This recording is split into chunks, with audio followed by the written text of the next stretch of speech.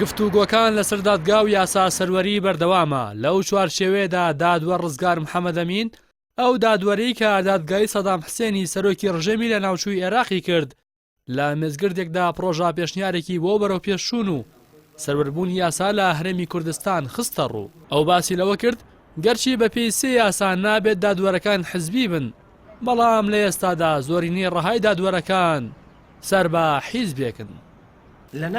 لەناو ئەم بابەتە بە زۆری ئەڵێن قازی قەضاء مستەقل لە دەستورەکانە وادێت ئەڵێ القەضاء مستەقل، یعنی قەضاء سەر بەخۆیە.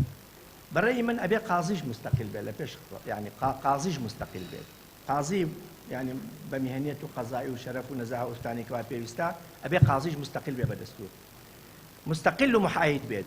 مستەقل بە تەنها کافی نییە، ئەبێ محاید و عالم بێ بە ئیشەکەی خۆی و خاوێن بێت.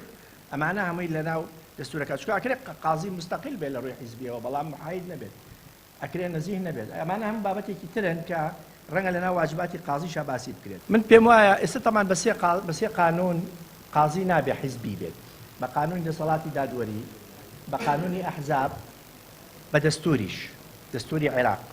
بەو سێ قانونە نابێت قازی حیزبی بێت.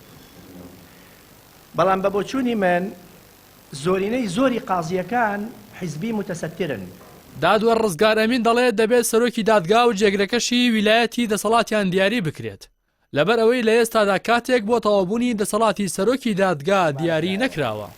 ویلایەتی سەرۆکی مەحکەمە و نائیبەکەی 4 ساڵ بێت، قابل بێ بۆ نوێکردنەوە بۆ ماوەی 2 ساڵ بە نەفسی طریقەی کە پتیا هەڵەبژێرێت.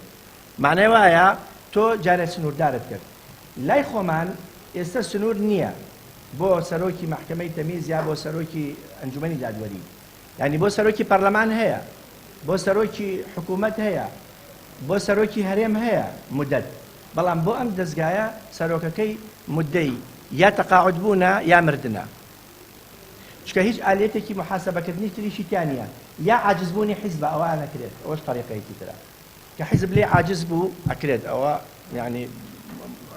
يعني واردة بطريقة كتير أويش هەرە بێ انتظاری ئینکەن جاری وایە تەمەەن دەستکاریەکرێت لە بۆ ئەو بابەتە. دەسەڵاتی دادوەری هەرێمی کوردستان و دادگاکان بەردەوام گلەیی و ڕخنەی چاودێران و یاساناسانی لەسەر بۆ تۆوەندبار کراوە کە پارێزەری بەرژەوەندید و حزبی دەسەڵاتن و پارتیوێکێتی زۆر جار بۆ تۆڵەکردنەوە دادگاکان بەکاردەهێنن. لە چەند ڕۆژی ڕابردووشدا 15 دادوەروەندامی داواکاری گشتی لە گەرمیان دژی بڕیارێکی ئەنجومەنی دادوەری مانیان گرت و خێمەیان هەڵدا. بەڵام ئەنجومەنی دادوەری هەرێم لە ڕاگەندراوێکدا 15 دادوەرەکەی گەرمیانی بە تەکەتول تۆمەتبار کرد، هاوکات سزایدان و پلەی بەشێکیانی دابەزاند و بەشێکی دیکەشیانی گواستەوە. ئەمەش بە هەوڵێکدانرا بۆ بێدەنگکردنی هەر دەنگ و ڕەنگێک کە باز لە سەروەرنەبوونی دادگاکان بکات. ڕاستی حەمامین، کەناڵی ئاسمانی پەیام، سلێمانی.